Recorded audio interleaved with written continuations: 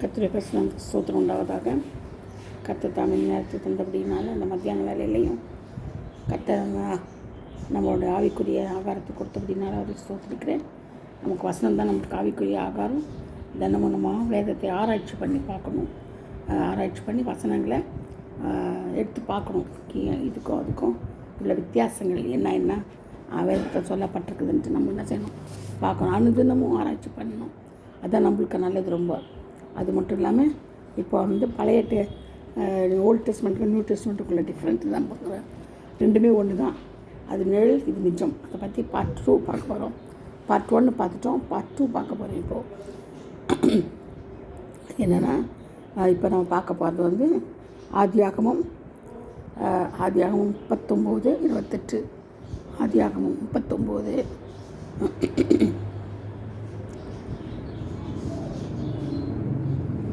29:28.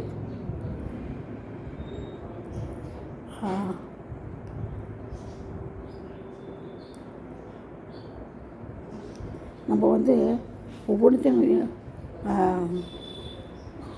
37:28 sorry 37:28 நம்ம சில காரியங்களை பார்க்கும்போது கொஞ்சம் தாமதமாக தான் செய்யும். ஏன்னா வசனங்களை நம்ம எடுக்கணும் இல்லையா? உங்களுக்காக தான் நான் எடுத்து சொல்கிறேன். ஏன்னா வசனத்தை சொல்லிட்டு போயிட்டே இருப்பேன். உங்களுக்காக அதை தெரியணும், அந்த வசனம் எங்கே இருக்குதுன்னு தெரியணும். அதுக்காக தான் நான் எடுக்கிறேன். ஆதியாகமும் 37:28. அந்த வர்த்தகமான மீதியானவர் கடந்து போகிற போது அவர்கள் யோசேப்பை அந்த குழியிலிருந்து தூக்கி எடுத்து அவனை இஸ்மவேலின் கையில் 20 வெள்ளி காசுக்கு விற்று போட்டார்கள். அவர்கள் யோசேப்பை எகிப்துக்கு கொண்டு போனார்கள். பாருங்கள், ரூபனில் எவ்வளோ பிரயாசப்படுறான். ஆனால் அவனால் என்ன செய்யல, அவன் காப்பாற்ற முடியல குழியிலேருந்து. அதனால் விற்றுடுறாங்க. இப்போ 20 வெள்ளி காசுக்கு என்ன செய்கிறாங்க, யோசேப்பை விற்றுடுறாங்க. சரிங்களா? 28 ஆதியாகமம் 27:28 37:28 குறிச்சிக்கோங்க. ஆதியாகமம் 37:28 நல்லா குறிச்சிக்கோங்க. குழியிலேருந்து எடுத்துகிட்டு என்ன செய்கிறாங்க, இஸ்மவேலர் கையில் 20 வெள்ளி காசுக்கு விற்கிறாங்க. அதே பாருங்கள், மத்தேயு எடுத்துக்கும். மத்தேயு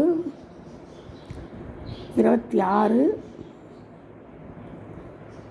பார்ப்போம். 5-15 நினைக்கிறேன். மத்தேயு 26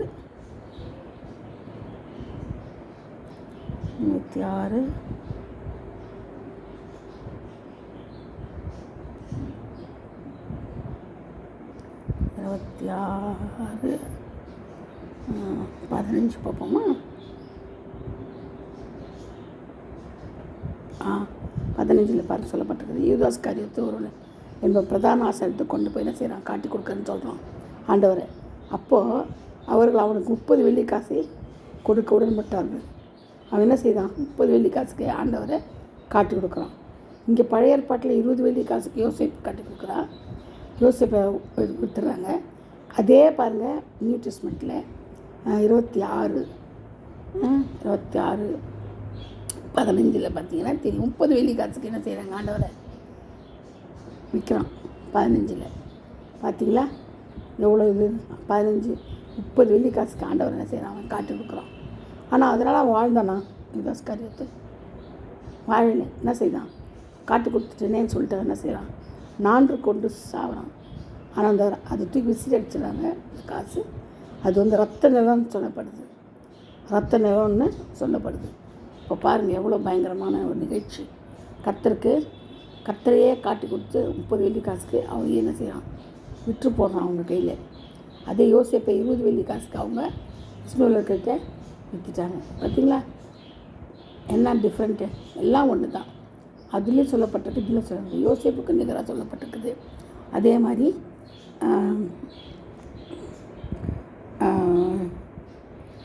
யோவான் 19:36 சொல்லப்பட்டிருக்குது. யோவான் 19:36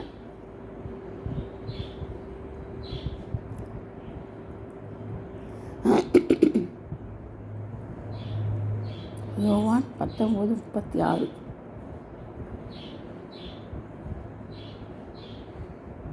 19:36 19:36 சொல்லப்பட்டிருக்குது. என்ன சொல்லப்பட்டிருக்குது, என்ன செய்கிறாங்க அங்கே பார்த்தீங்களா? உங்களுக்கு நல்லா தெரியும். ஏன் வசனம் நான் சொல்கிறேன்னா, நீங்கள் கண்டுபிடிக்கிறதுக்காக தான் சொல்கிறேன். நான் நீங்கள் கண்டுபிடிச்சி ஆராய்ச்சி தேடுறதுக்கு லேட் ஆகும் உங்களுக்கு. அதனால் சிலது சொல்லித்தரேன். நீங்களாம் இதை வச்சு நீங்கள் கண்டுபிடிச்சிங்கன்னா அதை வச்சு வேறு வசனங்களை நீங்கள் கண்டுபிடிச்சிக்கலாம். நிறைய இருக்குது, டெஃபினிஷன் நிறைய இருக்குது, பார்த்துக்கோங்க. அவருடைய எலும்புகள் பாருங்கள், யோவான் 19:36 அவருடைய எலும்புகளில் ஒன்றும் முறிக்கப்படுவதில்லை என்கிற வேத வாக்கியம் நிறைவேறும்படி இவைகள் நடந்தது. பார்த்தீங்களா? என்ன செய்யலாம், அவருடைய எலும்புகள் ஒன்றே முறிக்கலாம். அது மட்டும் இல்லை, அல்லாமலும் தாங்கள் குத்தினவரை நோக்கி பார்ப்பார்கள் என்று வேறொரு வேத வாக்கியம் சொல்லுது. குத்தினவர் என்ன செய்வாங்களாம், அவங்க நோக்கி பார்ப்பாங்களாம் அப்படின்னு வேறு. இந்த எலும்புகளில் ஒன்றும் முறிக்கப்படுவதில்லைன்னு சொல்லியிருக்குது 19:36 யோவான் 19:36.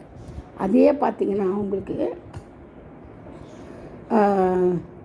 யாத்திராகம்னு நினைக்கிறேன், யாத்திராகம் 12:46 நினைக்கிறேன். பார்ப்போமா? யாத்திராகமும் 12:46 பார்ப்போம். ஏன்னா நிறைய வசனங்கள் நம்மக்கிட்ட இருக்குது, அதனால் ஒரே கன்ஃபியூஷன் ஆகிடும். அந்த சிலது மட்டும் நான் கொடுக்குறேன். ஏதாவது தப்பு இருந்தால் நீங்கள் சாரி மன்னிச்சுக்கோங்க. நீங்கள் வந்து ஆராய்ச்சி பண்ணி பாருங்கள். இப்போ பாருங்கள், யாத்திராகமும் 12:46 சொல்லப்பட்டிருக்குது. அது ஒவ்வொரு வீட்டுக்குள்ளும் புசிக்க வேண்டும். எதை வித்தச்சேதனம் பண்ணிட்டு இந்த பணத்தினால் கொள்ளப்பட்ட அடிமையான எவனும் நீ வித்தச்சேதனம் பண்ணி தான் புசிக்கணும். அந்த மாம்சத்தில் கொஞ்சமாகிலும் வீட்டிலிருந்து வெளியே கொண்டு போகக்கூடாது. அதில் ஒரு எலும்பையும் முறிக்கக்கூடாதுன்னு இருக்குது. ஒரு எலும்பையும் என்ன செய்யக்கூடாதான், முறிக்கக்கூடாது. இஸ்ரவேல் சபையில் எல்லாரும் அதை ஆசிரிக்க கடவர்கள். பார்த்திங்களா? ஒரு எலும்பு என்ன செய்தான், முறிக்கப்படுவதில்லைன்னு போட்டிருக்குது. அது மட்டும் இல்லாமல் என்ன சொல்லப்பட்டிருக்குதுன்னா,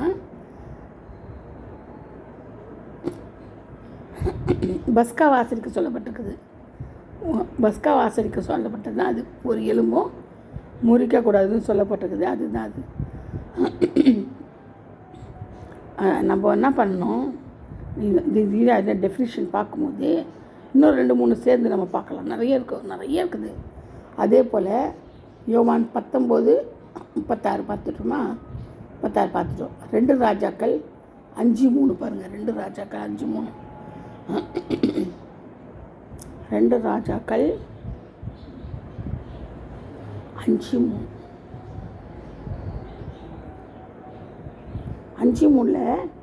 சீரியா தேசத்துக்கு போகிறோம். நாகமான் ஏன் அவங்க பணிவிடை செய்கிறாங்க.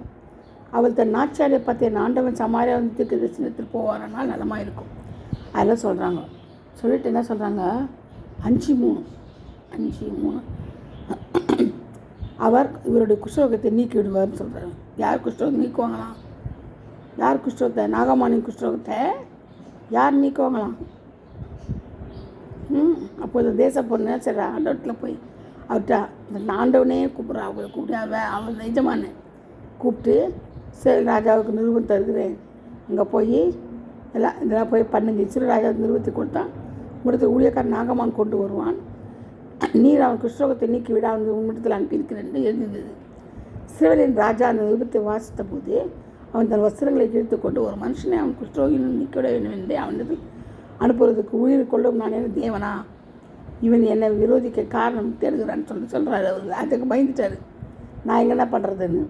அப்போது தன் வஸ்திரங்களுக்கு செய்து தேவனுடைய மனுஷன் எலிசா கேட்டபோது, ராஜா வந்து இப்படி கிழிச்சிட்டு இருக்கிறாரு அப்படின்ட்டு எலிசா கேட்ட பிறகு சொல்கிறாரு, நீ உன் வஸ்திரங்களை ஏன் கிழிச்சு கொள்கிற, இஸ்ரவேல் தீர்க்கதரிசி அறிந்து கொள்ளட்டும் என்று சொல்கிறான். இஸ்ரவேலில் தீர்க்கதரிசி உண்டு என்பதை அறிந்து கொள்ளட்டும் என்று ராஜாவுக்கு சொல்லி அனுப்பினார். அப்படியே நாகமான் தன் குதிரைகளோடையும் சரி நாங்கள் போகிறோம். பார்த்தீங்களா, இது என்னது, இது என்ன சொல்கிறது, குஷ்டரோகம்.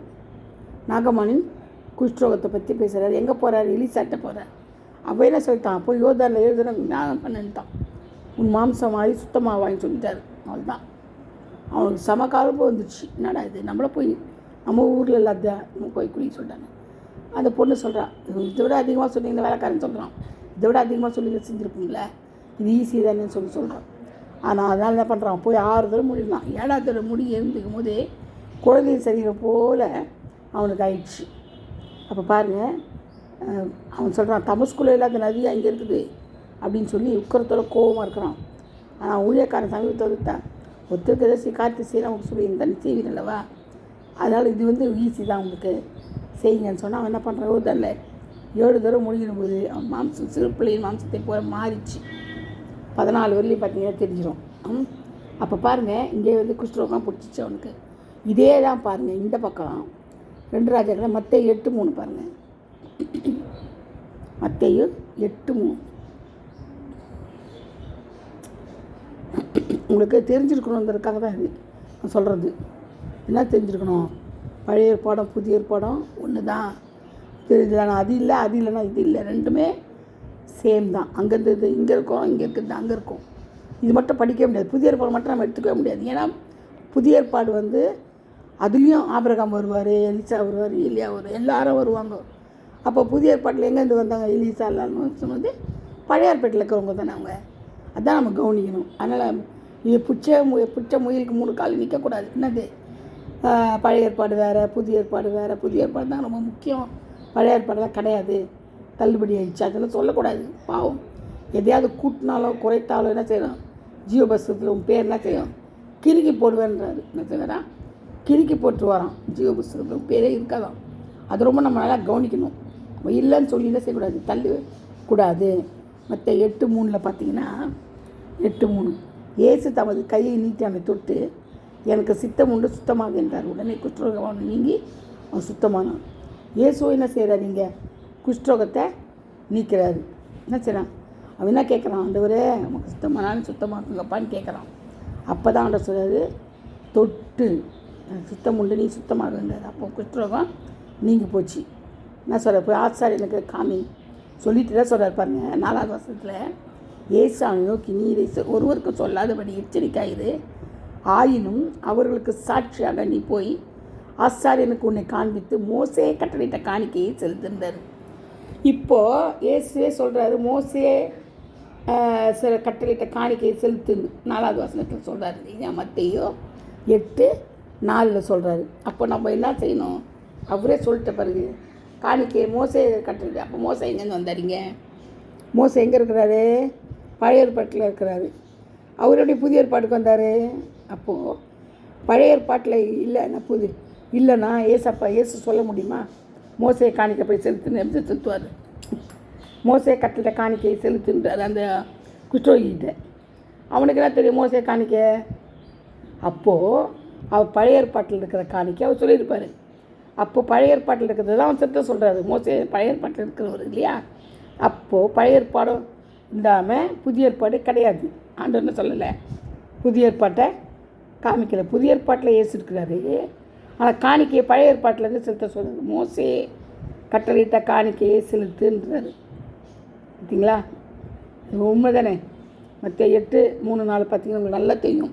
இதுவும் அதுவும் ஒன்று தான். நிறைய இருக்குது, இந்த மாதிரி நிறைய இருக்குது. மீன் பிடிக்கிறதுக்கு,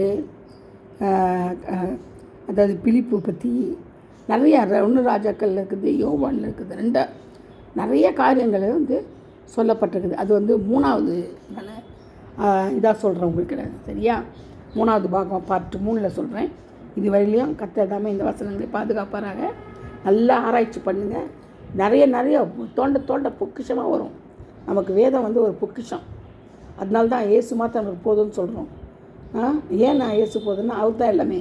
பொண்ணு அவளுது, வெள்ளியும் அவளுது, பரலோகம் தங்கத்தினால் ஆனது, வைரூரியம், கெம்பு, அது இது ரொம்ப. அப்போது நவரத்தனம் அதெல்லாம் இருக்குது, எங்கே இருக்குது, பரலோகத்தில் இருக்குது. அப்போது அதெல்லாம் அவர் சொந்தக்காரி யார், இயேசு தான். அப்போ நமக்கு தான் சொந்தம். அது நம்ம இயேசுவின் பிள்ளைகள், நம்ம இயேசுவின் புத்திரர்கள். அப்போ நமக்கு தான் சொந்தம். நம்ம பிச்சைக்கார மாதிரி உட்காந்துக்கிட்டு காசு இல்லையே, வெள்ளி இல்லை, பொண்ணு இல்லைன்னு எல்லாம் கிடையாது. ஆனால் இயேசு இருக்கிற நம்ம கூட இருக்கிறாரு. இதோட நமக்கு என்ன பொக்கிஷம் வேணும். அதில் நம்ம என்ன செய்யணும், அதை ஆணித்தரமாக நம்ம சொல்ல பழகணும். ஆணித்தரமாக இயேசு கூட இருக்கிறாரு, அவரே எனக்கு எல்லாமா இருக்கிறாரு, அவரே எல்லாமே எனக்கு, அவர் மாத்திரம் போதும், இயேசு மாத்திரம் எனக்கு போதும், வேறு ஒன்றும் எனக்கு தேவை கிடையாது, உலகத்து யாவும் வீணு, இயேசு மாத்திரம் போதும். அது ஒரு உறுப்பாக அழிஞ்சு போகாது. அவர் சொன்ன வார்த்தை ஒன்றும் அழிஞ்சு போகாது. சரிங்களா. இது part 2 new testament and old டெஸ்ட்மெண்ட்டோட டிஃப்ரெண்ட்டு சேம் திங். ஓகேவா? Thank you. God bless you all. Praise the Lord.